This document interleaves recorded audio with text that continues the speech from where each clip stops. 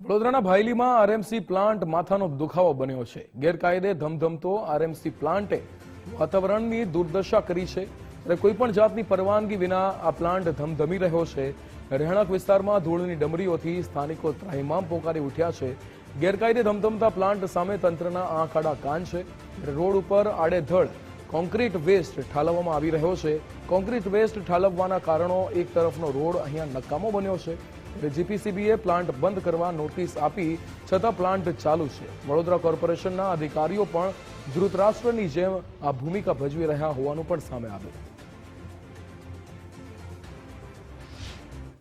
અવર જવરમાં ફૂલ તકલીફ પડી રહી છે। અહીંયા માણસોને મારું પોતાનું અહીંયા 4-5 વાર દિવસમાં અવર જવર હોય છે। ધૂળની ડમરી એટલી બધી ઉઠતી છે કે શ્વાસ લેવામાં તકલીફ પડી રહી છે। અહીંયા સ્વાસ્થ્યને આપણને હેરાનગતિ થાય એવું થઈ રહ્યું છે। એક તો રહેઠાણ વિસ્તાર છે આ બધો વેસ્ટ એ લોકોએ પોતાનું આરએમસીનું વેસ્ટ ત્યાં બહાર પોતાની સાઈડની બહાર નાખેલું છે। એના લીધે એક સાઈડનો રોડ તમે જુઓ તો એક સાઈડનો બંધ છે અને એક સાઈડનો પૂરો ખાડા ખરબચડાવાળો પતાવી દીધેલો છે રોડ। એ લોકોએ વ્હીકલની અવર જવર સામસામે એમના વાહન અમારા વ્હીકલ નાના ટુ વ્હીલર ક્યારેક ક્યારેક કામ સામે આવી જતા હોય છે।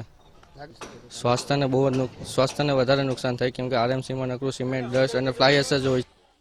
હવે એમાં તો જો આ લોકો જે વેસ્ટેજ ને એ બધું રોડ ઉપર ને બધું જે તમને દેખાય છે એ પ્રમાણે નાખી દે છે। એનું જે ડસ્ટિંગ ને એ વાતાવરણમાં બહુ પડે છે અને અત્યારે આ ઠંડી મોસમના હિસાબે એ બધું ડસ્ટિંગ ને વાતાવરણમાં જ રહે, આખું વાતાવરણ ધૂંધળું થઈ જાય છે અને પ્લસ સ્થાનિકોને ઘણા બધા વાહન ચલાવવામાં અને બીજા બધા શ્વાસોની એની બધી તકલીફોમાં એને વધારે તકલીફ પડે છે।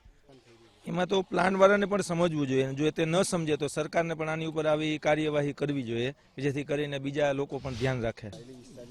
ભાયલી વિસ્તારની અંદર જે રીતે અત્યારે માટી ડસ્ટિંગ ને પોલ્યુશનના પ્રશ્નો ચાલી રહ્યા છે, જે કે દિલ્હી અમદાવાદની પરિસ્થિતિથી ન થાય એવી, બરોડાની ન થાય એવી મારી રજૂઆત આપના માધ્યમ દ્વારા છે।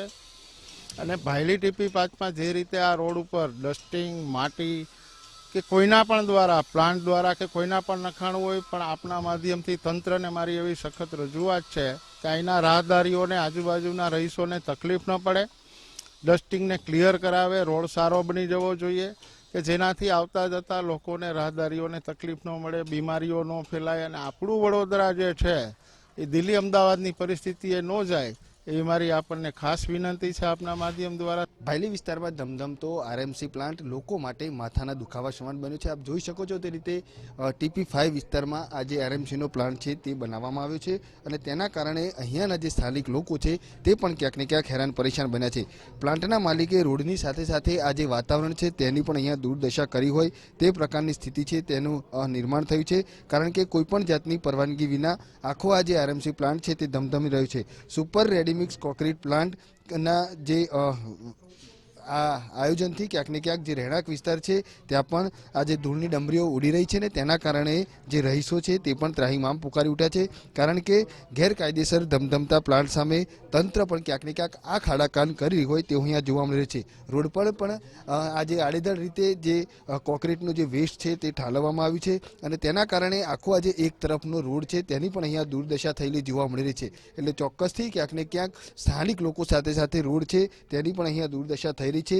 જીપીસીબી દ્વારા પણ આ જે પ્લાન્ટ છે તેને બંધ કરવા માટે નોટિસ આપવામાં આવી છે, તેમ છતાં પણ આખો આ જે પ્લાન્ટ છે તે હજુ પણ ચાલુ જોવા મળી રહ્યો છે, ધમધમી રહ્યો છે। કોર્પોરેશનના જે અધિકારીઓ છે તે પણ ક્યાંક ને ક્યાંક ઘોર નિંદ્રામાં હોય એવું લાગી રહ્યું છે, કારણ કે જીપીસીબીની આ જે પ્લાન્ટ છે તેમના દ્વારા પરવાનગી નથી લેવામાં આવી અને કોર્પોરેશનના જે અધિકારીઓ છે તેઓનું પણ ક્યાંક ને ક્યાંક અહીંયા બેવલું વલણ જોવા મળી રહ્યું હોય એવું અહીંયા સ્પષ્ટ દેખાઈ રહ્યું છે। આસપાસના વિસ્તારમાં પણ મોટાભાગની જે સોસાયટીઓ છે, મોટા ફ્લેટ આવેલા છે, તે પણ ક્યાંક ને ક્યાંક જે લોકો છે તે આ ધૂળની ઉડતી ડમરીઓથી હેરાન પરેશાન બન્યા છે, તેમજ વારંવાર જે મોટા વ્હીકલો છે તેને અવર જવરથી પણ લોકો છે તે ક્યાંક ને ક્યાંક ત્રાહિમામ પુકારી ઉઠ્યા છે। આખા આ જે આરએમસી પ્લાન્ટ છે ને તેના દ્રશ્યો તમે જોઈ શકો છો કે કઈ રીતે જીપીસીબીની નોટિસ બાદ પણ આ જે આરએમસી પ્લાન્ટ છે તે ધમધમી રહ્યો છે। ત્યારે હવે ક્યારે આ જે આરએમસી પ્લાન્ટ છે તેની સામે કાર્યવાહી કરવામાં આવે છે તો તે જોવું રહ્યું, પરંતુ ખાસ કરીને વાત કરીએ તો આખો આ જે આરએમસી પ્લાન્ટ છે ને તેના કારણે આસપાસના જે રહીશો હોય અથવા તો જે અહીંયાથી પસાર થતા લોકો હોય,